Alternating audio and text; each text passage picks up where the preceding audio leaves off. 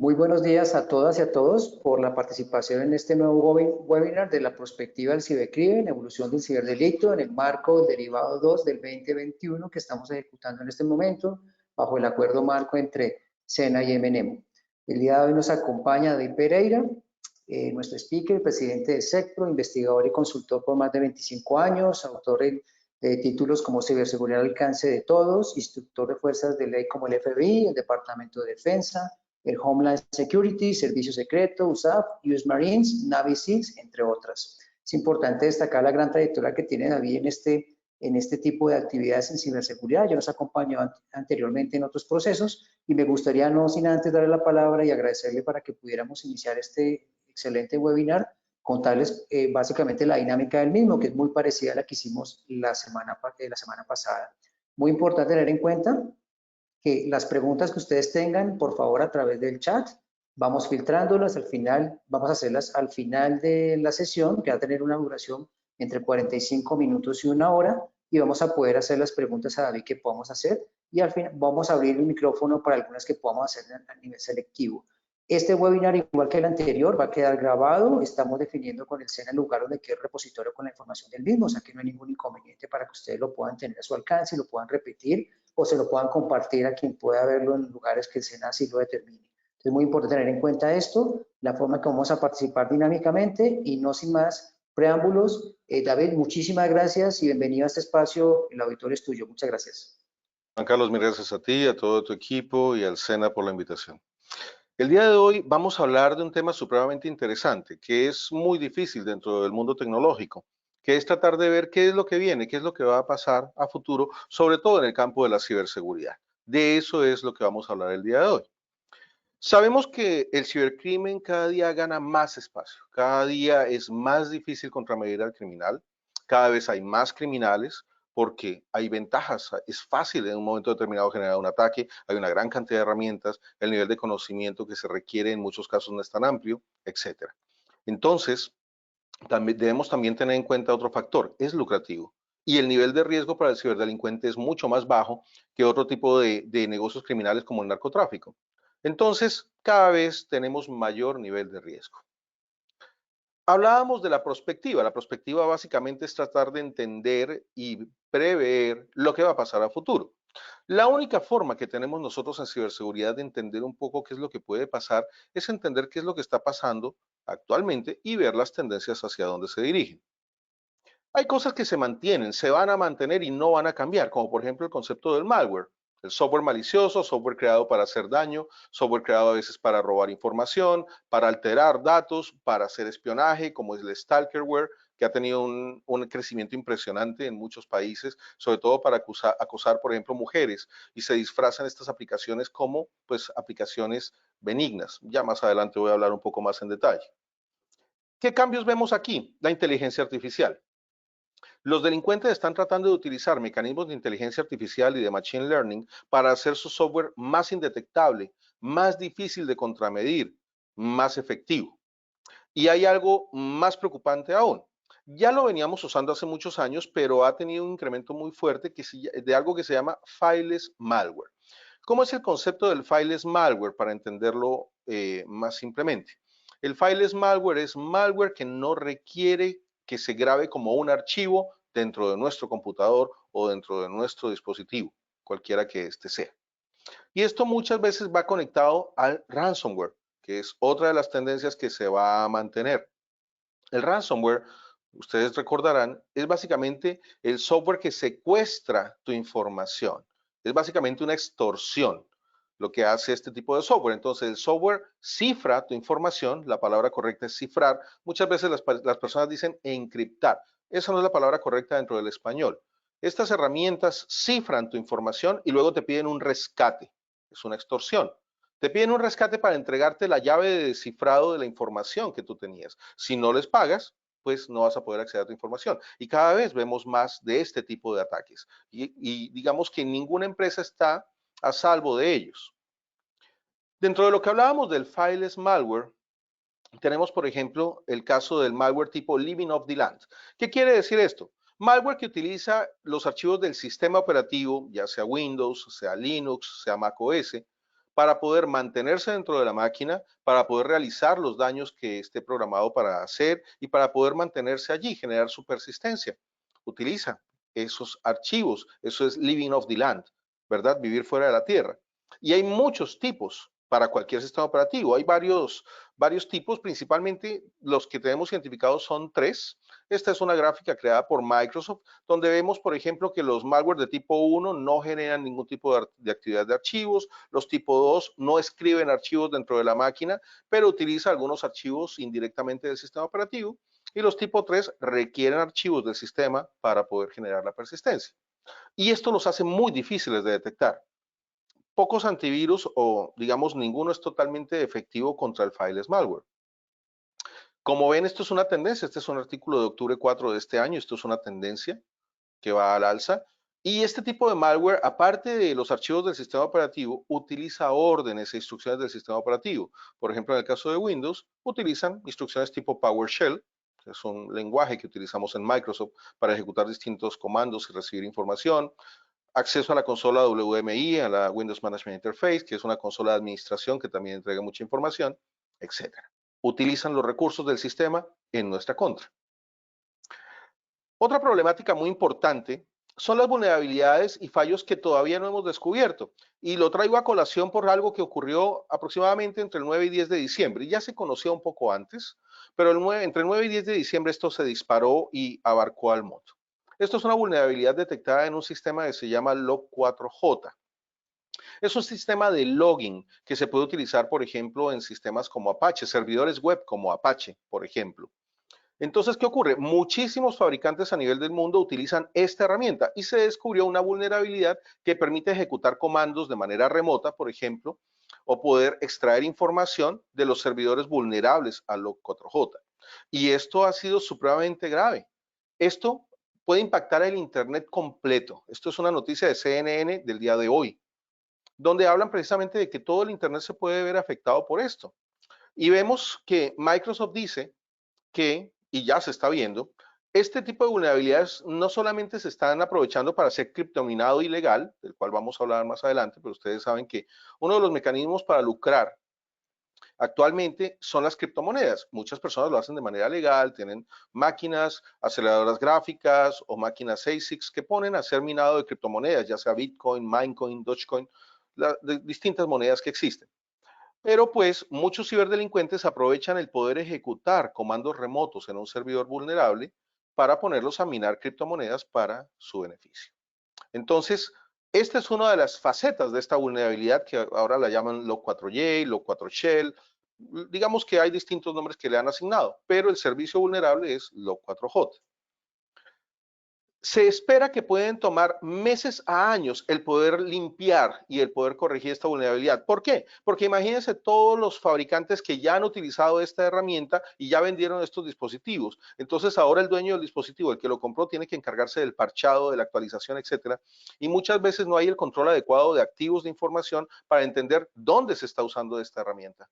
Entonces muchas empresas en este momento son vulnerables y no lo saben.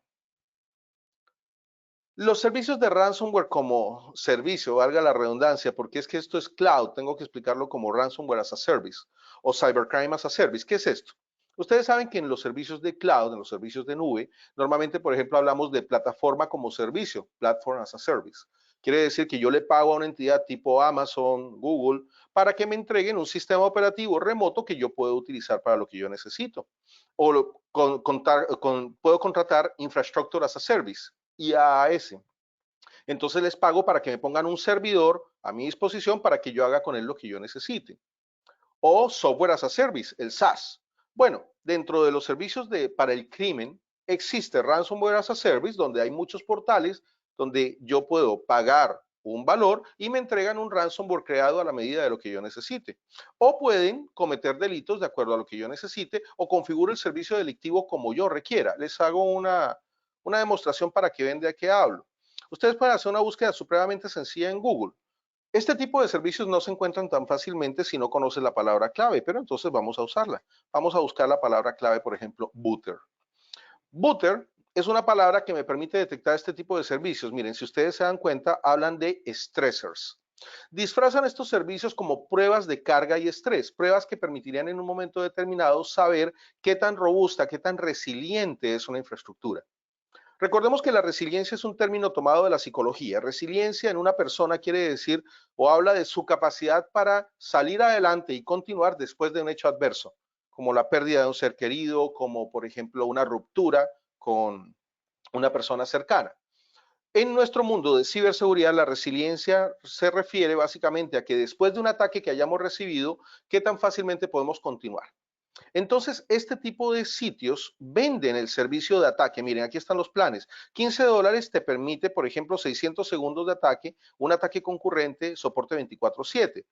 Este de pronto no tiene tantos precios. Miremos este, por ejemplo. Hay algunos que ustedes verán que con 10, $15, miren aquí, este tiene los paquetes, este nos ofrece paquetes. Entonces, miren, bronce, oro, platino, parece de una agencia de viajes o algo así. Entonces, miren, un ataque concurrente, 300 segundos, 700 gigabits por segundo de tráfico para atacar, para hacer denegación de servicio distribuida. Eso es lo que quiere decir DDoS, Distributed Denial of Service. Cuestan $10. Y así sucesivamente, entre más dinero tengas, pues puedes hacer un ataque más efectivo, más contundente. Entonces, una de las modalidades de ataque de los ciberdelincuentes es, bueno, cobrarte por no hacerte el ataque. Ya lo vamos a ver en otra diapositiva. Muy bien. Tenemos casos como, por ejemplo, digamos, el ransomware as a service, como este. Ellos atacaron hay muchos grupos, por ejemplo, el Lockbit atacó a Accenture, que es una compañía multinacional, es una compañía enorme, e infectó clientes de Accenture, robó datos de Accenture. Aquí está un memo, fue el 30 de julio, donde la compañía aceptó que les habían robado datos de clientes. Y este no es un caso único. Tenemos, por ejemplo, la compañía JBS, que es una de las productoras de cárnicos más grandes del mundo. Ellos pagaron $11 millones para poder recuperar la llave, pagaron la extorsión y recuperaron la llave de cifrado de los que los delincuentes utilizaron para cifrar su información. Casos como el del gasoducto Colonial en los Estados Unidos. La compañía pagó $5 millones para poder recuperar su información y así sucesivamente. Y esto deja un mensaje muy negativo desde mi óptica. No juzgo, simplemente me parece que si yo le digo a un delincuente o si yo le muestro a un grupo delincuencial que si me robó algo yo le pago el rescate, pues estoy enviando un mensaje muy claro. Me robas mi información, yo te voy a pagar. Entonces esto se ha vuelto supremamente común. Todo el tiempo recibimos este tipo de ataques. Otra de las tendencias, pues, es el teletrabajo. En este momento hay mucho teletrabajo. Muchas veces tenemos plataformas híbridas donde tienes unos días de trabajo en un lugar físico y otros días desde tu casa. Y con la variante Omicron probablemente existe la posibilidad de que vuelva a haber algún tipo de cuarentena. Así que el teletrabajo, pues, va a volver a un esquema solamente de tipo remoto desde nuestro hogar. Entonces, ¿qué ocurre? Los delincuentes se han dado cuenta de que pueden atacar, por ejemplo, la cadena de suministro del software. Software que se utiliza para videoconferencias, para control de las estaciones de trabajo de manera remota, etcétera. Entonces tenemos el caso de una compañía muy interesante, Casilla. Es una compañía que crea software para yo poder mantener actualizados mis servidores, mis tecnologías. Sufrieron un ataque muy fuerte de un grupo de ciberdelincuentes llamado Revil, que les estaban cobrando $70 millones para poderles entregar una llave global. ¿Por qué? Porque es que al infectar la cadena de suministro de esta compañía, infectaron a los clientes de esta compañía. Más o menos alrededor de 1 millón de dispositivos en el mundo fueron afectados por ese ataque. Por eso les estaban pidiendo $70 millones para poder recuperar la información de ellos y de todos los clientes. Esto se vuelve algo más preocupante día a día. Así que es una de las tendencias que más ha crecido porque, pues obviamente, es lucrativo. El tema de los passwords. Algún día podremos dejar de utilizar contraseñas. Desafortunadamente, en este momento seguimos utilizándolas. Y para los ciberdelincuentes, por ejemplo, se ha vuelto una moda el comprar bases de datos de contraseñas robadas. Y para un delincuente es bastante sencillo lograr esto porque este tipo de servicios se consiguen. Les voy a mostrar servicios sanos, pero van a ver que estos servicios logran detectar en qué base de datos se robaron la contraseña de alguien. Entonces, por ejemplo, tenemos esta página que nos permite con el correo electrónico de una persona o un número telefónico saber si le robaron su información, si su clave está filtrada en una de las tantas brechas existentes a nivel mundial de robo de información que se generan día a día. Entonces, por ejemplo, vamos a poner un nombre como david.pereira. No es mi correo, no es el mío, pero pues vamos a ver si el nombre david.pereira@gmail.com, ese correo ha sido filtrado en algún lugar. La contraseña de ese correo electrónico al menos. Permítanme, tenía un bloqueo para no ejecutar comandos allí, así que lo vamos a hacer de nuevo. Entonces, podemos probarlo. Miren.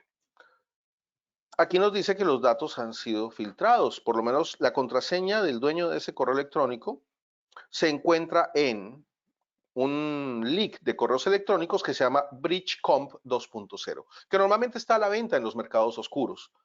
En la dark web existen lugares donde se pueden comprar esas bases de datos, entonces te la venden con miles o millones de cuentas de correo con las claves específicas para distintos servicios. Esta es una de ellas, digamos uno de los lugares donde puedo consultar si un correo electrónico ha sido vulnerado porque su clave se filtró. Esta es otra. Puedo colocar aquí el correo electrónico y les pido que me busquen, permítanme un segundo, permito los scripts. Los tengo bloqueados por seguridad y bueno, miren, aquí nos dice, y es todavía más interesante porque aquí te muestran el primer pedacito, el primer grupo de caracteres, los primeros 4 caracteres de la contraseña o de las contraseñas que se han filtrado. Entonces, miren, de este correo electrónico se han filtrado por lo menos 5 contraseñas diferentes en distintos lugares. Y aquí ustedes pueden ver la primera parte de sus contraseñas. Entonces, y aquí podemos ver los servicios que han sido vulnerados, como por ejemplo ClearVoice, tenemos aquí Exact, muchos servicios que fueron atacados por alguien. No es que sea culpa de la persona, por si de pronto no estoy siendo claro. La persona no tiene nada que ver acá. Lo que hicieron los ciberdelincuentes es que atacaron a empresas como Nitro, como River City, como Lead Hunter. Los atacaron a ellos. Esta persona tenía su correo electrónico registrado en estas plataformas. Al recibir ataques a estas plataformas, pues en algún momento los ciberdelincuentes lograron robarse la información relacionada con ese correo electrónico. Entonces, pues bueno, aquí ves distintas empresas que fueron atacadas donde esta persona tenía su registro.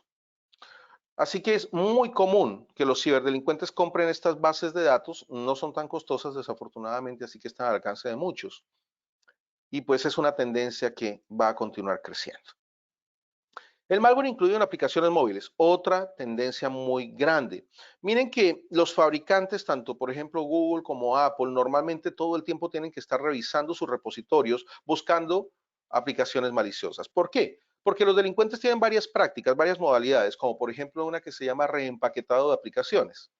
El delincuente descarga una aplicación legítima, por ejemplo un juego, la descarga y luego le inyecta un código malicioso y luego la vuelve a publicar con otro nombre, algo parecido, en el repositorio. Por eso ustedes van a encontrar cosas como, por ejemplo, WhatsApp, WhatsApp Extreme, WhatsApp Reloaded, WhatsApp Colors, etc. Todos con un nombre parecido. Simplemente le cambian algo al final para que la persona caiga en la trampa, piense que es una aplicación mejorada, una nueva versión, etc. Y bueno, lo que hace la persona es instalar la aplicación maliciosa en su dispositivo. De esa manera le roban la información. Y como normalmente cuando instalas estas aplicaciones te preguntan, ¿me permite acceso a su micrófono? Y tú dices sí. ¿Acceso a la cámara? Sí. ¿Acceso a la geolocalización? Sí. ¿Acceso a su lista de contactos? Sí. Damos permisos para todo y no sabemos para qué esa aplicación quiere esos permisos, pero le decimos que sí. Y de la misma manera instalamos aplicaciones de manera indiscriminada. Si yo les preguntara a ustedes cuántas aplicaciones tienen instaladas en su celular, probablemente la mayoría de ustedes tienen de 10 hacia arriba. Y la pregunta que sigue luego es, de esas 10, ¿cuántas usas de verdad? Y normalmente usas 4 a 5. Las demás las tienes instaladas porque las viste útiles en algún momento, se la viste a alguien, la usaste una vez, le diste permisos y la dejaste. Entonces, esto es algo muy común. Miren, por ejemplo, hubo una aplicación maliciosa de Android que tuvo 10 millones de descargas. Quiere decir 10 millones de dispositivos en el mundo comprometidos. ¿Ven? Y esto pasa todo el tiempo. Esto fue el 2 de noviembre del 2021. Todo lo que les estoy mostrando ocurrió este año, a partir de julio en adelante. No les traigo, traté de traer, bueno, esta fue de febrero, pero esta otra fue mayo. Todo esto es de este año. La mayoría, pues, tratando de mostrar lo último. Esto es del 26 de octubre. De pronto alguno vio esta serie de Netflix, El Juego del Calamar. Bueno, crearon un malware, una aplicación maliciosa que subieron a los repositorios para comprometer los dispositivos relacionada con el juego de calamar, mismo logo, etcétera, y pues bueno, se logró detectar. Esto pasa por igual tanto en Android como en iOS. No vayan a pensar que porque yo utilizo entonces una de las dos marcas, entonces estoy más seguro. No. Ninguna de las dos marcas es totalmente segura. Todo depende más bien de la ciberhigiene con la que utilicemos nuestros dispositivos. Si tenemos el cuidado adecuado y la ciberhigiene, es decir, unas normas de limpieza a nivel de uso de la tecnología, de cuidado, de concientización, pues bueno, vamos a estar un poco más robustos. Los enlaces maliciosos en aplicaciones de mensajería y el smishing. El smishing básicamente es recibir mensajes SMS maliciosos en tu celular diciéndote, mira, regístrate en este portal para poder participar en el sorteo del carro, de la casa, etcétera, o actualiza tus datos para que entres al sorteo del tiquete, o necesitamos que actualices tus datos porque alguien trató de entrar a tu cuenta de correo, de banco, etcétera, y la persona hace clic en esos enlaces y pues entrega toda la información al delincuente. Les hago una demostración para que vean qué tan peligroso puede llegar a ser. Y lo fácil que resulta para un delincuente el poder utilizar este tipo de engaños. Tenemos esta herramienta que me permite escoger qué tipo de engaño voy a usar. Como por ejemplo vamos a usar Google, que la mayoría de personas en el mundo utiliza Google.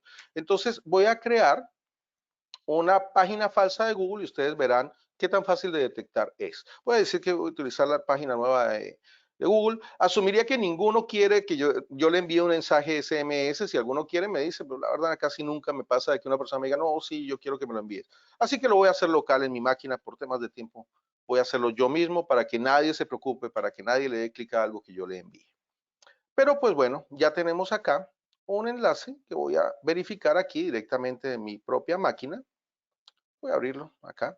Y miren, como ven, es idéntica a la página de Google. Es idéntica. Y te puedo enviar esto en un mensaje SMS. Bueno, lo puedo enviar en un mensaje SMS disfrazado como yo quiera. Y luego, pues lo único que necesito es que tú coloques tu correo electrónico, por ejemplo, pedroperez@gmail.com, y vamos a colocar una contraseña, como por ejemplo, Cena 2021 asterisco menos. Y le digo loguear. Pero antes de eso quiero hacer notar algo. Miren la URL que estamos usando. Es una URL que probablemente no engañe a nadie. Ya lo sé, ya les dije, puedo cambiarla.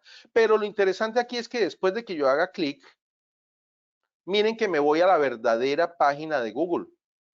Cambia automáticamente a la página de Google. Entonces la persona puede creer básicamente que simplemente se equivocó al colocar la contraseña y vuelve y la coloca. Pero yo aquí ya tengo sus datos. pedro.perez@gmail.com y pues Cena 2021 asterisco menos. Entonces, como ven, es supremamente sencillo para un ciberdelincuente crear este tipo de enlaces y enviárselos por SMS y esperar a que la persona caiga en el engaño de ingeniería social. Bueno, esto es muy interesante. Los ataques hacia el cloud. La mayoría de compañías en este momento y muchas personas utilizan cloud para muchas cosas. Probablemente cuando tú utilizas Google, cuando usas tu correo de Gmail, etcétera, estás usando servicios de cloud. Estás usando software as a service, ¿verdad? Entonces, ¿qué pasa? Los delincuentes, al ver esta tendencia hacia el cloud, gracias incluso a la pandemia, porque la pandemia nos forzó a esa transformación digital que muchos habían tratado de demorar un poco, y nos forzó a hacer cosas de pronto para las cuales no estábamos también preparados. Hablo de las compañías. Entonces, pues los servicios de aplicaciones web y servicios de cloud obviamente crecieron muchísimo. Los ciberdelincuentes están en capacidad de atacar distintos servicios de cloud y hay muchas herramientas que le permiten a un delincuente, por ejemplo, enumerar la infraestructura cloud de una entidad y saber, por ejemplo, si no está bien asegurada. Les muestro un resultado acá, lo puse a correr más temprano. Me puse a revisar una empresa. ¿Qué empresa fue la que revisé? A ver, Huawei. Lo corrí sin que ustedes estuvieran porque esto se puede demorar unos 5 minutos y pues el tiempo es un recurso finito. Así que no quise demorarlos viendo la ejecución, pero ya yo la ejecuté y aquí pueden ver los resultados que se vuelve más interesante. Esta herramienta me permite comenzar a buscar en cada uno de los proveedores de nube a ver qué encuentro de la compañía. Entonces, por ejemplo, comenzó en los buckets S3. Los buckets S3 son unos buckets, son unos contenedores que utiliza Amazon que pueden ser gratuitos normalmente para pues almacenar información. Entonces, lo único que yo tengo que hacer es entregar una palabra clave y pues esta herramienta me busca y me encontró, por ejemplo, que este es un repositorio que existe de Huawei, por ejemplo. Nada de lo que estoy haciendo es ilegal, estoy haciendo una enumeración, no estoy tratando de entrar ni estoy violando su contraseña, nada de esto. Simplemente es una página que se puede acceder y miren, ahí está Amazon, Word, DocuSign, ahí está. Lo ilegal sería si yo comienzo a probar contraseñas acá. Eso es ilegal. La enumeración es legítima. Entonces, aquí ustedes ven que hay distintos servicios que encontramos en Amazon. Luego comenzó a buscar en Azure, entonces encontró en Azure pues también servicios que tienen que ver con la misma compañía. Entonces, para un delincuente es bastante sencillo comenzar a ver pues qué tiene una compañía. Y qué tal que por error la compañía haya creado un bucket, un servicio de cloud, que hayan dicho, no, esto es temporal. Lo que nosotros llamamos mientras siempre. Temporal para toda la vida. Y este servidor quedó mal asegurado y hay de pronto información expuesta. Aquí, como ven, pues el servicio existe y pude acceder a una página que no tiene mayor información, pero pues allí está. Entonces pudimos detectar servicios de nube, en este caso de Azure, ya vimos de Amazon, aquí estos son de Azure, que tiene esta compañía. Entonces, esta herramienta me permite detectar más y más y más servicios de cloud. Estos son ahora de Google. Estos son buckets protegidos, están bien protegidos. También hice la búsqueda en una empresa que muy probablemente se preocupa de su seguridad. No quería mostrar algo vulnerable para que de pronto alguien de pronto pues, comenzara a hacer pruebas que no debería. Pero como ves, estos son buckets, estos son de Google, que están protegidos. Entonces, es relativamente fácil acceder. Ya ven, en este caso nos dice que esta base de datos no está protegida. Y así. Ahora bien, no solo los servicios de cloud pueden ser vulnerables. Hay servicios, por ejemplo, que pueden ser vulnerables a un tipo de ataque que se llama inyección de SQL. ¿Qué es la inyección de SQL? La inyección de SQL tiene un nombre que a veces nos lleva a pensar que el problema es de una base de datos. No, no tiene nada que ver con una base de datos. Me explico. El culpable no es la base de datos. El culpable es el código que conecta contra la base de datos. La culpa es básicamente de que los desarrolladores muchas veces no se preocupan por hacer lo que se llama SDLC, el Software Development Lifecycle, y el SSDLC, el Secure Software Development Lifecycle. Entonces, muchas veces no crean el código pensando en la seguridad, sino en la funcionalidad. Eso lleva a que se puedan hacer este tipo de ataques de inyección de SQL. En este caso vemos tecnologías Philips, noviembre de 2021, que son vulnerables a inyección de SQL. ¿Ven? En otro caso, en octubre del 2021, pues bueno, en un parche de Amazon permitió que los WAF dejaran pasar ataques de inyección de SQL. Para hacer claridad en lo que estoy hablando de qué es un ataque de inyección de SQL, permítanme mostrar algo. Miren, esta es una página web, tengo autorización para atacarla, no se preocupen, no vayan a pensar, no, es que le está mostrando, sí es hacking en vivo, pero es hacking autorizado. ¿Cómo sé yo que esta página puede ser vulnerable a un ataque de inyección de SQL? Muy sencillo. Yo daño la consulta. Normalmente SQL, pues es un System Query Language, es un lenguaje que me permite conectarme con una base de datos y recabar información de la que está almacenada en la base de datos. Entonces, para yo poder probar, por ejemplo, si una página web es vulnerable, desbalanceo la consulta, daño la consulta como se está haciendo, así que es como si yo le estuviera preguntando algo que el servidor no va a entender. Por ende, el servidor me va a decir, ¿qué es lo que me estás preguntando? Bueno, eso es lo que estoy haciendo acá. Entonces, miren, voy a poner un apóstrofe al final, le doy Enter y veamos qué ocurre. Espero que funcione. Esto es demostraciones en vivo, así que puede fallar cualquier cosa. Déjenme, lo pongo de nuevo y si no, se los hago directamente por línea de comandos. Está un poquito demorada, no pasa nada. Si dejo el tiempo y la voy a dejar corriendo, lo que va a pasar es que se va a dañar, se va a reventar. Esta página pues va a dar un error. Permítanme mostrarles qué tan grave puede ser. Miren, ya ahí se reventó. ¿Ven? Ahí se reventó, pero aún así me está entregando información interesante para mí. Me está diciendo, por ejemplo, algo como la tabla. Esta es la tabla de donde, bueno, la base de datos de donde está tomando la información, Bugmaster. Y aquí estamos hablando del campo que está tratando de consultar, como puedes ver. Ya tengo ciertos datos que en un momento determinado, si yo fuera un atacante, me permiten entender un poco el funcionamiento de ese sitio. De pronto ustedes dirán, pero bueno, no lo veo tan grave. Ok, dame un momento. Entonces ahora vamos a hacerlo en serio. Vamos a utilizar una herramienta para que ustedes vean en vivo qué tan peligroso podría ser una inyección de SQL. Ahora aquí ya yo tengo, ya lo tenía. Lo lindo de mi Kali es que me permite almacenar comandos. Entonces miren, voy a quitar esto y le voy a decir aquí simplemente hasta -b para que me diga, primero de todo, si esta página es vulnerable y dos, pues que me dé información acerca de las bases de datos. Permítame un segundo. Creo que lo metí mal de nuevo, sí. Listo, miren, ahí corrió y me dice, mire, la base de datos que está detrás de este sitio es un Microsoft SQL Server 2017, me da la versión, me dice incluso la arquitectura donde está corriendo en una plataforma de 64 bits. ¿En qué plataforma de 64 bits? En un Windows Server 2012 R2 estándar, esta es toda la información que yo necesito y está corriendo sobre un servidor virtualizado con un hypervisor. Entonces, como atacante ya yo podría comenzar a buscar cuáles son los exploits, las vulnerabilidades puntuales de ese tipo de plataforma. Ahora, puedo seguir utilizando la inyección de SQL para poder sacar más y más y más datos. Por ejemplo, yo podría preguntarle, muéstreme cuál es el usuario con el que me estoy conectando a la base de datos. Entonces, yo simplemente tengo que decirle menos current user y él me va a decir cuál es el usuario que normalmente se utiliza para poder hacer consultas. Esto puede ser una vulnerabilidad muy grande porque a veces los desarrolladores utilizan usuarios administradores para poderse conectar a los servidores de base de datos. Entonces, bueno, miren, ya terminó y aquí me dice el usuario es SA, que esto sería peligrosísimo. SA quiere decir System Administrator. Ustedes no se imaginan cuántos servicios están publicados con ese tipo de usuarios. Y de la misma manera, pues bueno, puedo seguir sacándole información, como por ejemplo, déjenme les muestro, vamos a extraer información de tablas de una de las bases de datos. Lo voy a hacer rápidamente para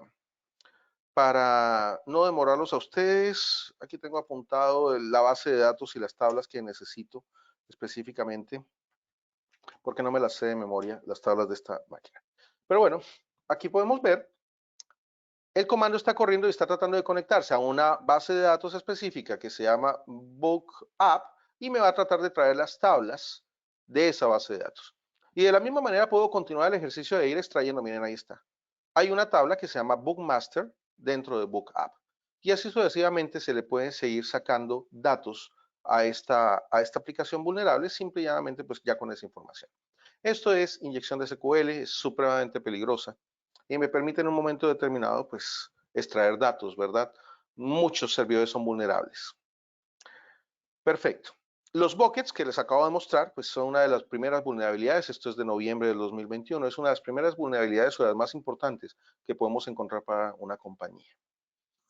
Otra problemática que tenemos es el criptominado ilegal. Muchas personas, como decía al principio, hacen minado de criptomonedas de manera legal con su máquina o tienen una granja de servidores y lo hacen allí.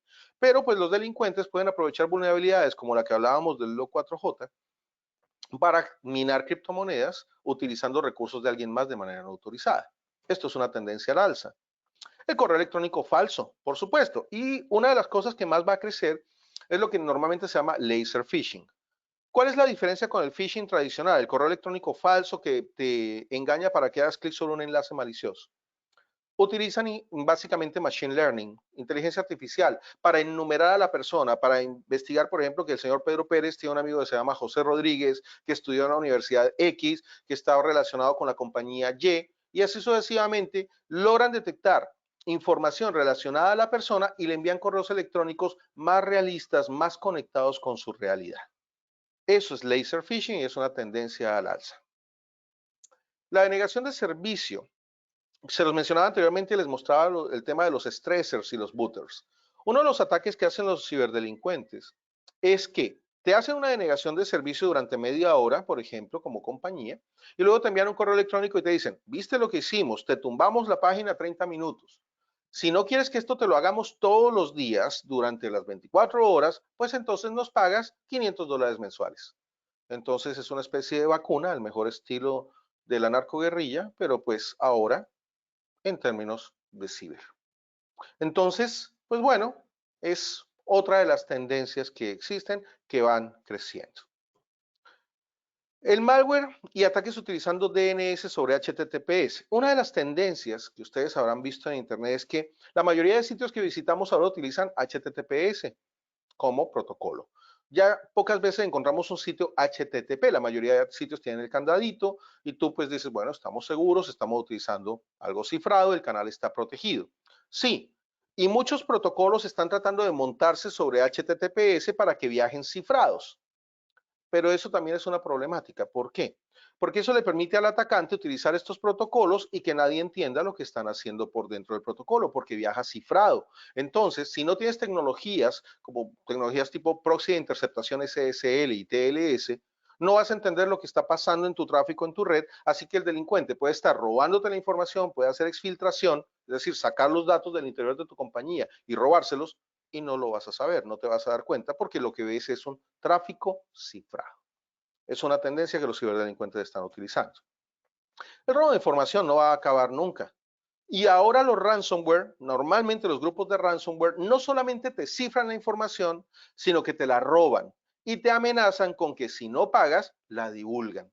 Entonces, imagínense, las compañías tienen la doble amenaza. Tengo que pagar porque si no, no tengo mis datos y si no, pues si robaron datos de mis clientes, van a publicar los datos de mis clientes y me van a hacer ver mal ante el mundo. Mi reputación se va a dañar. ¿Y cómo dimensionas un daño reputacional? No es viable, no es posible. Yo no puedo saber si alguien habla mal de mí, qué nivel de alcance pueda tener. Entonces, pues es una de las tendencias, no solo dentro de la parte extorsiva, el querer cobrarte por recuperar tu información, sino por no decirle a nadie que se la lograron robar. La ciberguerra y los conflictos entre estados no van a cambiar. Esto es algo permanente. Hay de hecho mapas, les muestro uno, que les permiten a ustedes ver lo que está pasando casi que en tiempo real y ven que países, miren, Tailandia, miren, Colombia está, no, Tailandia estaba atacando a Colombia, Hong Kong a Estados Unidos con una PT, Egipto a Colombia. Uy, qué interesante estamos haciendo en Colombia hoy. México y así sucesivamente. Esto pasa todo el tiempo con distintas técnicas, distintas herramientas, pero normalmente los ataques ocurren. Muchas veces, la mayoría de veces, son grupos delincuenciales aislados. Pueden ser estados también, en algunos casos puede ocurrir.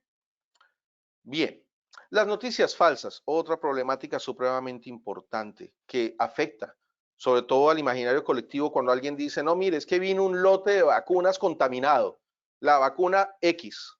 Imagínense, eso se riega como pólvora, entonces si a alguien lo van a vacunar con esa vacuna puntual, entonces dicen, no, yo no quiero esa, aplíqueme otra porque está contaminada, y esto comienza a crecer y muchas veces son noticias falsas.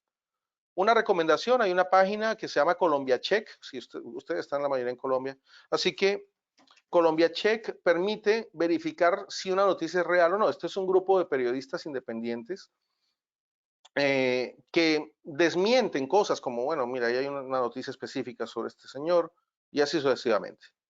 Ahí ven noticias que esta página nos dice si son reales o no. Antes de comenzar a hacerle ruido o propagar una noticia falsa, pues bueno, vale la pena verificar que sea real. Entonces, ¿qué pasa? Los riesgos de ciberseguridad cada día crecen más. Nosotros, dentro de la parte defensiva, estamos claros que no podemos controlarlos todos, es imposible. En 2016 veíamos un ciberataque cada 40 segundos. Esto fue creciendo y ustedes ven, por ejemplo, que en 2021 vemos un ciberataque cada 11 segundos. En 2022 no sé cuánto va a ser, pero cada vez disminuye la cantidad de tiempo entre ataque y ataque. Entonces, ¿esto por qué se da? Una de las razones es esta.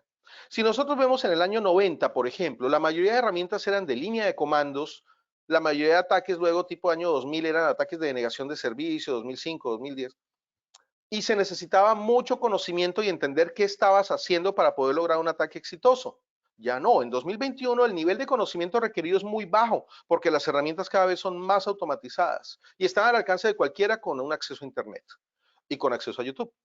De hecho, yo mismo publico en mi canal herramientas y técnicas porque no, mi objetivo no es que las utilicen para mal, pero el hecho de que yo no las muestre no quiere decir que nadie las vaya a usar. El hecho de que yo las muestre quiere decir que tú sabes que esto existe y puedes estar prevenido ante este tipo de ataques. Por lo menos vas a entender que existe una herramienta que hace determinada cosa y que alguien la podría usar en tu contra.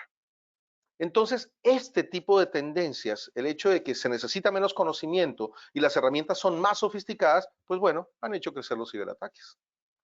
Aquí la pregunta no es si nos van a atacar o no. Eso ya es segurísimo que nos van a atacar. Las preguntas realmente se vuelven, ¿cuándo nos van a atacar? ¿Cómo nos van a atacar? ¿Ya estamos comprometidos al interior de la organización o de la empresa o de mi familia? No lo sabemos. No sabemos si tu hijo, tu hija, esposa ya tienen comprometida su máquina. No lo sabes. Nadie lo puede garantizar. Y otra pregunta es si vamos a estar en capacidad de resistir el ataque. Ahí viene el concepto de resiliencia que hablábamos hace unos momentos. Un objetivo corporativo normalmente es tener un modelo de madurez. A esto se le llama el modelo de madurez en ciberseguridad. No voy a entrar en el detalle, porque puede ser una conferencia completa. Lo importante es que ustedes vean que hay muchos factores como la gobernanza, los procesos, el control de los procesos, que la organización esté comprometida con la ciberseguridad, que tengamos la tecnología necesaria para protegernos, etcétera.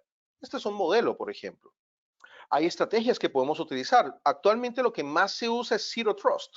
Lo terrible es que esto no es nuevo. Zero Trust fue creado hace 10 años, pero ahora es que lo venimos a implementar. Desafortunadamente entendimos por fin que la defensa en profundidad no sirve para nada. Entonces ahora vamos con Zero Trust y la tendencia que sigue luego se llama Cybersecurity Mesh. Básicamente, estos son estrategias que se pueden aplicar, paradigmas de ciberseguridad en la manera como configuramos e implementamos las infraestructuras. Y otra estrategia indispensable, las personas como línea de defensa. En Zero Trust, ¿qué se hace? Se aplica el principio del menor privilegio, siempre. Todo se verifica. Se automatiza cada vez que sea posible. Y se monitorea y se genera visibilidad y adaptabilidad continua y permanente para saber qué está pasando en mi infraestructura. Esos son, digamos, los parámetros básicos y principales de Zero Trust. Este año el presidente Biden, en mayo, generó la directiva presidencial donde dice que todas las agencias federales y gubernamentales tienen que irse hacia Zero Trust. En este momento todas las agencias en Estados Unidos lo están haciendo. Esto es un documento de la Casa Blanca de septiembre 7 de este año, hablando de las arquitecturas Zero Trust. CISA, que hace un trabajo impresionante en los Estados Unidos, acaba de generar unos lineamientos mínimos de seguridad para poder pasar. Imagínense, esto es tan grave que dicen, para que puedas pasar las festividades tranquilo. Eso crearon ese documento muy interesante, lo leí esta mañana. Las agencias, pues bueno, están metiéndose hacia Zero Trust, ahí habla sobre lo que hizo el presidente Biden en mayo, etc. Esto no es lo único que hay que hacer. Aparte del modelo Zero Trust, deberíamos asegurar nuestra cadena de suministro de software. Imagínense, por ejemplo, que ustedes compren software a un tercero o que hagan software al interior de la compañía. Pues bueno, hay que asegurar esa cadena de suministros. Hay que verificar que se haga bien el software, que el software sea de calidad y tratar de disminuir las brechas. Obviamente el software no va a ser perfecto, jamás, nunca. ¿Cuántos ingenieros hay en las compañías más grandes del mundo y todavía encontramos vulnerabilidades? Pero por lo menos tenemos que hacer un desarrollo tendiente hacia la seguridad. Y las personas como parte integral de la estrategia a nivel de ciberseguridad. La concientización y la capacitación son fundamentales. Aquí es volver a lo simple. ¿Y por qué? Porque la mayoría de ataques de las compañías van dirigidas contra las personas. La mayoría de ciberdelincuentes no van a tratar de pasar por todos los mecanismos tecnológicos que ustedes tienen, contra sus firewalls, sus filtrados, sus mecanismos IPS y todas esas tecnologías que tenemos para proteger. Normalmente el delincuente no va a tratar de violarlas. No, el delincuente envía un correo electrónico. El delincuente envía un SMS. Eso es lo que hace el delincuente. Por eso las personas son la primera línea de defensa, son lo más importante. Entonces, ¿qué hay que hacer? Robustecer la concientización y la alerta situacional. Esto es indispensable. Y uno de los errores que más cometen las compañías, ¿saben cuál es? Que contratan empresas para que les hagan pruebas de seguridad, pero lo hacen una sola vez, pensando que los delincuentes nada más te atacaron una vez, bueno, no pude entrar, dejémoslos tranquilos. No, no funciona así. Los delincuentes te van a atacar todos los días, 24/7 por 365. Entonces estos ejercicios de una sola prueba, una sola vez al año, o en el mejor de los casos 2 veces al año, no funcionan. Se necesitan pruebas permanentes, evaluaciones permanentes a nivel de ciberseguridad, porque así lo hacen los ciberdelincuentes. Entonces, pues como lo veíamos, los ciberdelincuentes normalmente prefieren atacar a las personas, no tanto a las tecnologías. Y sabemos que los adversarios tienen muchísimas caras, pero el personal entrenado y concientizado acerca de los riesgos, pues los puede llegar a desenmascarar. Hay que empoderar a los usuarios. Al final, la ciberseguridad es un reto para todas las personas que hacen parte de una organización, de una entidad, ya sea una entidad educativa, una entidad comercial, etcétera, y de sus familias. Esto hay que llevarlo a nuestras familias, a nuestros niños, a todos. Y recuerden que un solo error es suficiente para comprometer toda la seguridad de una entidad o de tu familia. Esto es muy importante tenerlo en cuenta. Esto era lo que les quería contar el día de hoy. Tiempo perfecto. Me queda un minuto más los 15 de preguntas. Espero que les haya parecido interesante. No veo preguntas en el chat todavía. Espero que haya alguna o que espero que no haberlos aburrido tanto como para que se hayan ido y que no esté yo aquí solo. No, 179 personas. Maravilloso. Sí, David, no, sí, sí hay. Lo que pasa es que estaba aquí ayudándote un poco, pero ya te voy a empezar a a traspasar algunas preguntas. A sus Vamos a la órdenes. dinámica. Muchísimas gracias, David, por tu espacio. La dinámica es la siguiente. Tenemos unas preguntas en el chat que hemos ido respondiendo, otras las vamos a sacar acá, te las voy a hacer directamente y quien quiera salir a vivo, si quieren me levantan la manito acá, por favor, y al final le damos una participación de este grupo de las personas que están aquí haciendo. Les quiero recordar, por favor, que se está grabando esta sesión y está disponible en los repositorios del SENA. Lo mismo, 24 horas después de cerrar este espacio, les llegará a ustedes un registro de asistencia a aquellos que estuvieron más del 80% conectados a nuestro webinar, ¿no? Entonces vamos a iniciar acá con el tema que les decía a ustedes. Quisiera iniciar dándole participación a las preguntas que tenemos acá. Dame un segundito que estamos ubicando acá. Es que hay varias que estamos teniendo acá. Miguel, César, sí, me gustaría, mira, aquí está Sandra Yolima. Nos dice, una pregunta que nos hace, mira, si doy permiso a una aplicación maliciosa y si la misma después le doy para poder utilizar, tiempo después la elimino, al eliminar la aplicación, ¿elimino los permisos? O sea, ¿elimino los problemas? ¿O qué más debo hacer para poder eliminar del todo ese posible riesgo que pude haber traído colocando esa aplicación maliciosa? Sandra, es una muy buena pregunta. Mil gracias. Mira, ocurre lo siguiente. Puede hacer que esta aplicación tenga dos partes, una que tú ves y otra que no ves. Entonces, el hecho de que la desinstales no implica que ya quites el problema, porque la aplicación puede tener una segunda parte que queda en tu celular y que no se desinstala. Una recomendación para que borres las aplicaciones que no necesitas, te la muestro yo en mi canal de YouTube. Tú simplemente tienes que buscar YouTube, David Pereira, y me vas a encontrar. Y uno de los últimos videos que hice, aquí está Cybersecurity para Todos, se llama Ciberseguridad para Todos, mi canal. Uno de los últimos videos que he publicado tiene que ver con el limpiar tu celular. A ver, déjame ver. Ah, no, ¿dónde lo puse? A ver, dentro de los últimos que he subido se llama, aquí está, mi celular está infectado. Entonces, en este video te explico cómo puedes, por ejemplo, reiniciar tu celular de manera segura y borrar las aplicaciones. Y una herramienta que puedes instalar o dos herramientas que puedes correr para detectar si tienes malware en tu celular. Entonces, te recomendaría que le dieras una mirada a mi canal, que le dieras una mirada a este video. Y es un video súper corto, 12 minutos, donde te llevo en el paso a paso de lo que puedes hacer para poder quitar aplicaciones maliciosas de tu celular, sobre todo si utilizas Android. Muchas gracias, David. Tengo otra pregunta aquí de Sebastián Tibadiza que nos dice, ¿qué tipo de herramientas recomiendas para una campaña de auditoría de smishing? Perdón, ¿qué tipo de herramientas? Me la enfrasqué aquí, puse el canal y arrancó el video. ¿Qué tipo de herramientas puedo? ¿Qué tipo de herramientas tú recomiendas para ejecutar una campaña de auditoría para smishing?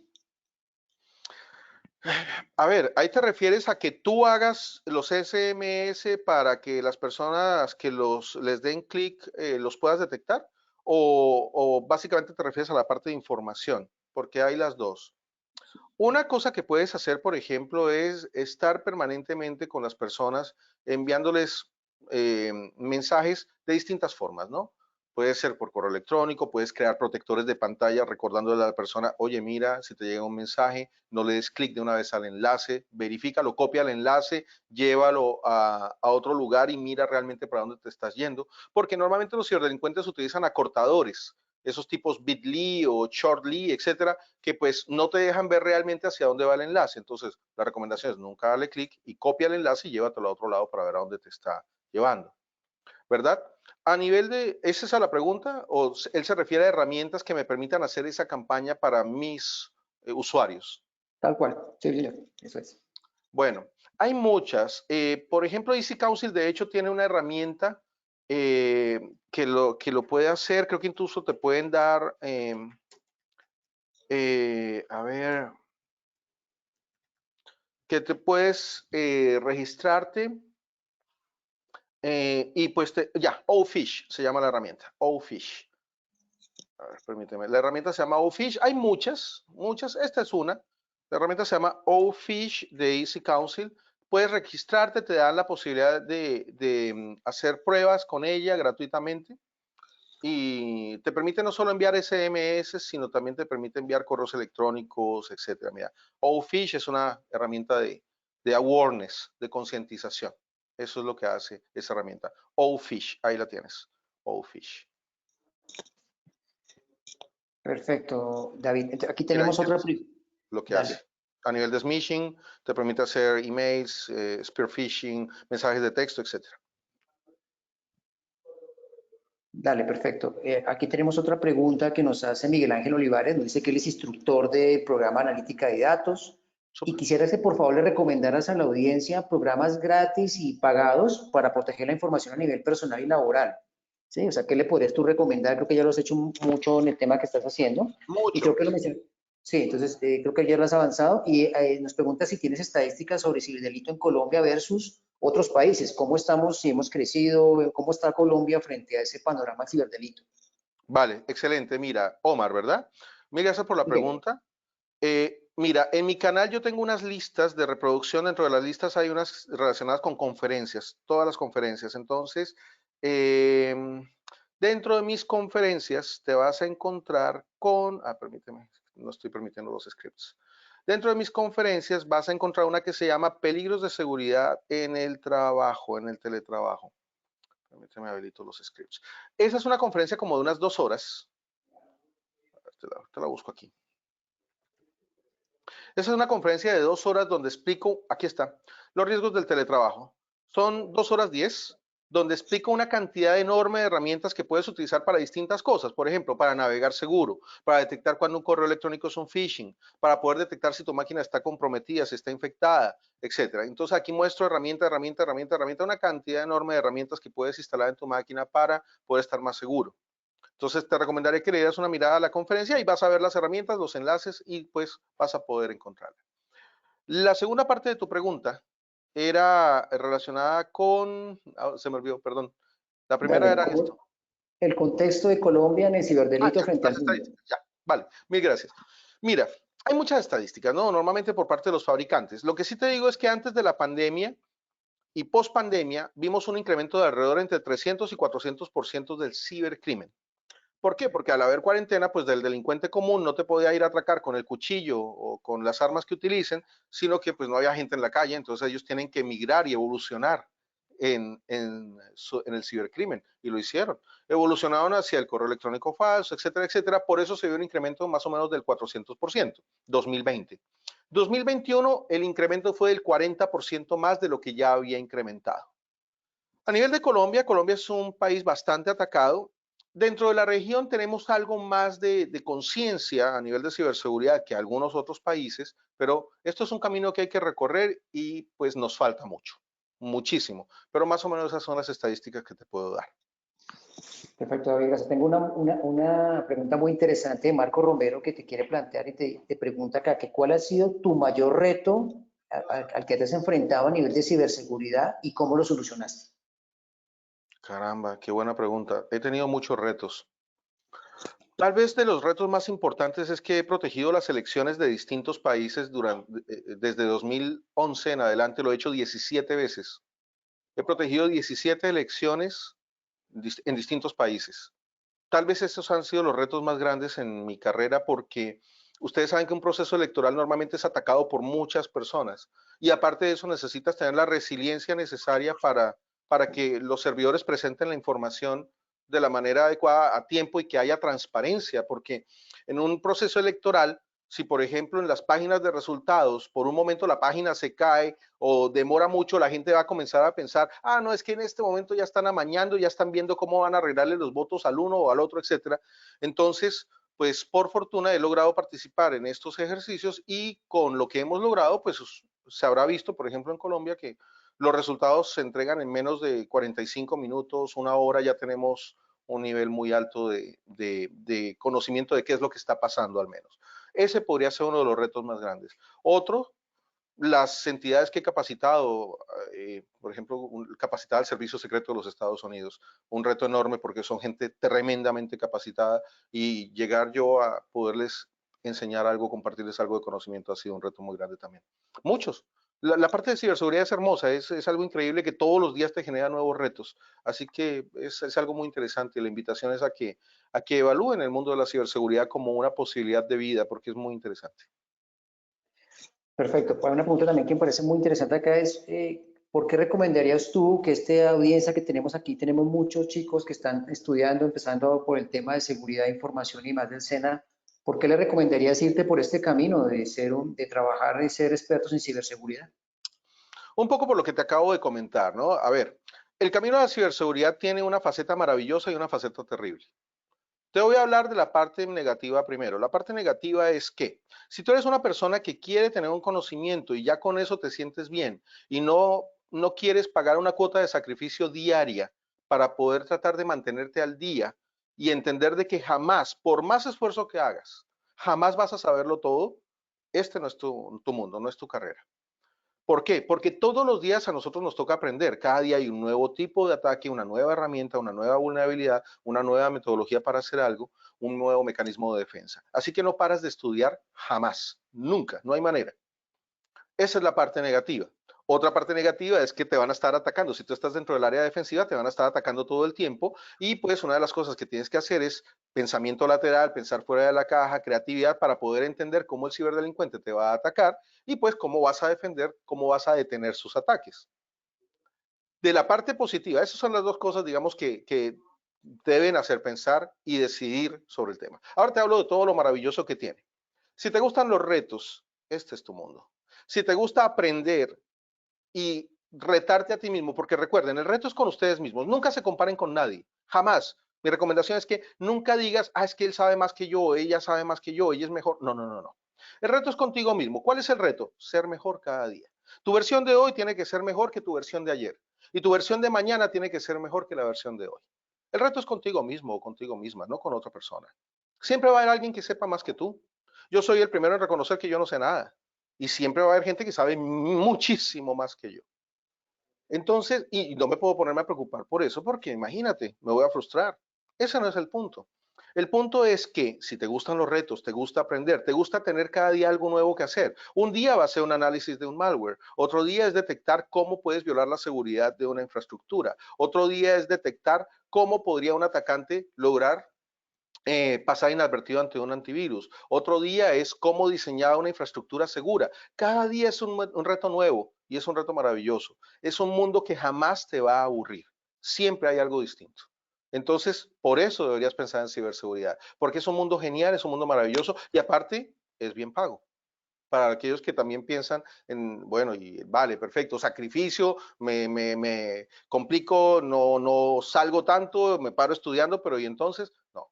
La recompensa es alta. Normalmente si eres bueno en lo que haces, las recompensas son buenas. Porque hay muy poca gente experta en ciberseguridad a nivel mundial. Entonces los que saben normalmente están bien pagos. Perfecto, David, muchas gracias por tu explicación y recordamos a la comunidad SENA que se inscriba en estos proyectos, a estas formaciones de ciberseguridad que estamos trabajando conjuntamente con el SENA y eso es lo importante acá. Entonces, bueno, vamos a pasar a nuestro último bloque.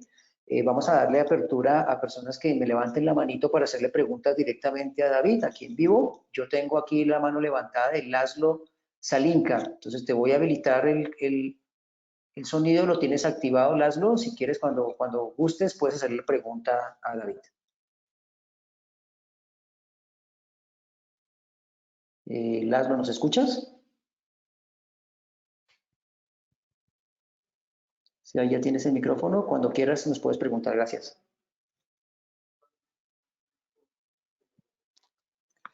Laszlo, ¿estás habilitado? ¿Tienes problemas? Vamos a cerrar acá y vamos con Darío Ruiz mientras tanto. Ya te cierro acá. Si no, Iniciamos pues que aquí. lo escriba en el chat, no pasa nada y Sí, trato de responder. perfecto. Entonces, Darío Ruiz, por favor, tienes activado el micrófono. Cuando quieras puedes hacer la pregunta. Hola, ¿qué tal? Muy buen día. Primero ¿Cómo que has todo, estado? muchas gracias, David, y al SENA por este espacio que nos permites.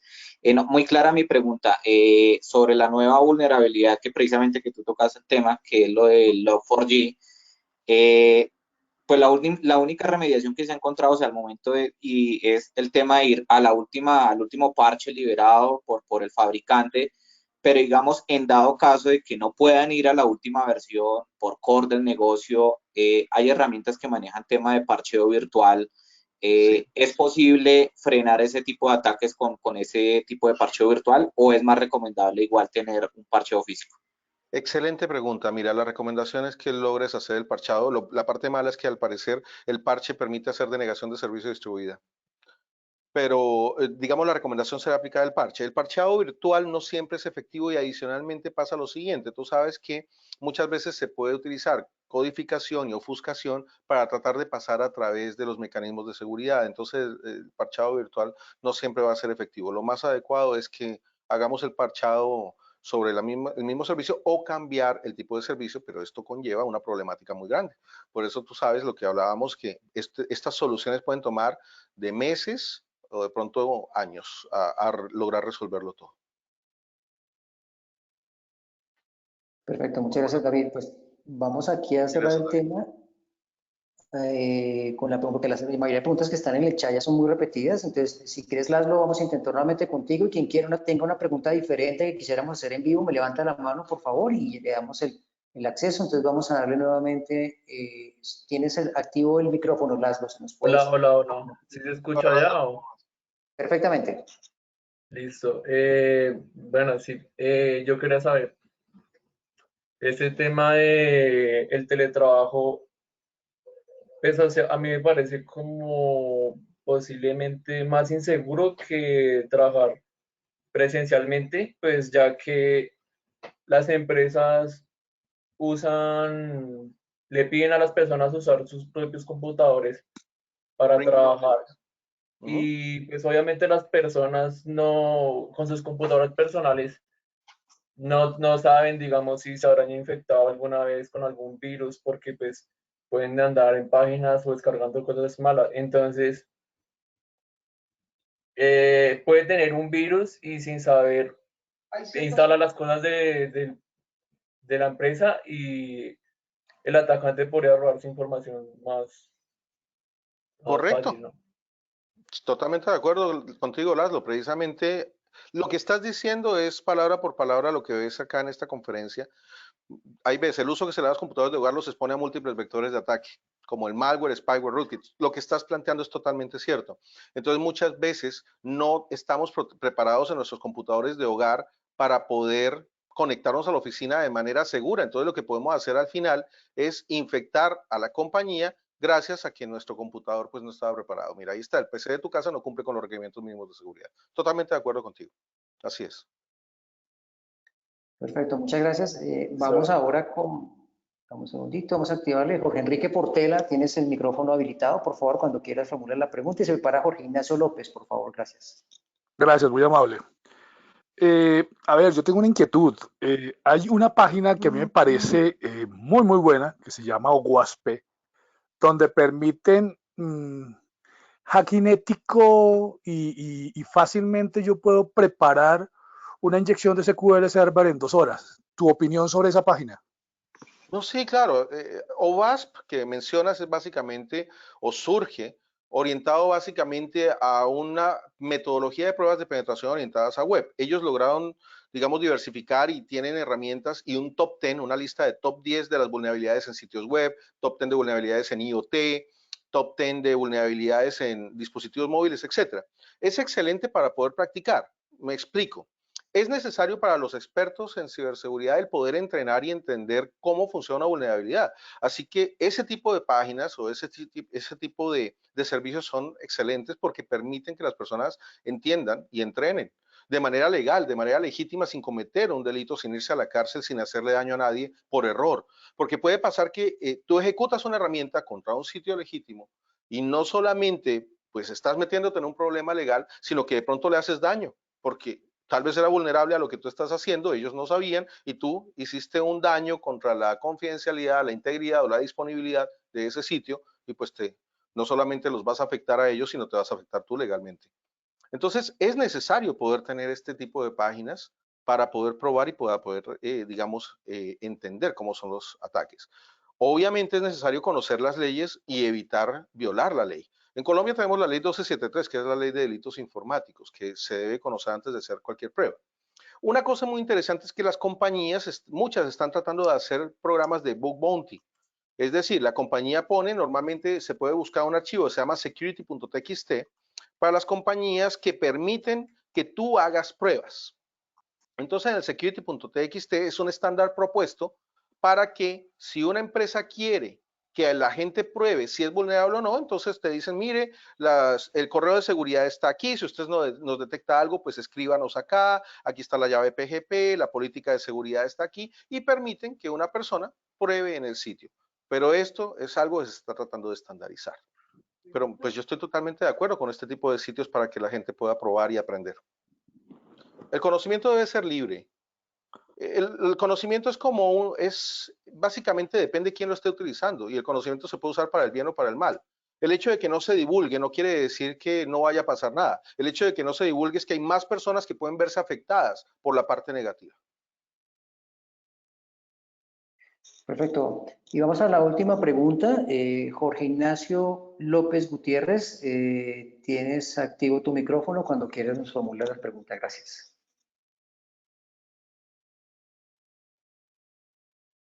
Jorge Ignacio, ¿nos escuchas? No, ya te habilité el micrófono. Parece que ahí estás. Cuando quieras. Muy buenos días, perfecto. Bueno, muchas gracias. Como primera medida, pues agradezco la información tan importante que pues, nos dio el expositor. Pues, mi pregunta básicamente se fundamenta en lo siguiente. Al 2042, ¿cuál podría llegar a ser como ese escenario complejo o catastrófico al cual se pueden llegar a enfrentar los diferentes sistemas de ciberseguridad? Y desde este momento, ¿cómo podemos empezar a prepararnos para evitar, digamos, o minimizar los riesgos o las consecuencias que puedan llegar a presentar? Ya, hubo cosas que no te entendí muy bien. Yo voy a tratar de replantear lo que tú me dijiste. Me hablabas, el número que dijiste asumiría 2022. Creo que estás hablando del año próximo. Me estás hablando de cómo prepararnos para los potenciales escenarios de ataque que podemos enfrentar. ¿Esa fue tu pregunta? Pues, escúchame, tal vez me escucho mal por el micrófono. Al 2042. Ok, ¿a 2042 te refieres? ¿O te refieres al 2042? Escúchame, creo que mi micrófono no está bien. Se te oye un poquitín borroso. Caramba, mira, te digo la verdad, es muy difícil saberlo. Es muy difícil saberlo. De aquí, Dios quiera que yo esté por ahí, no creo, no sé.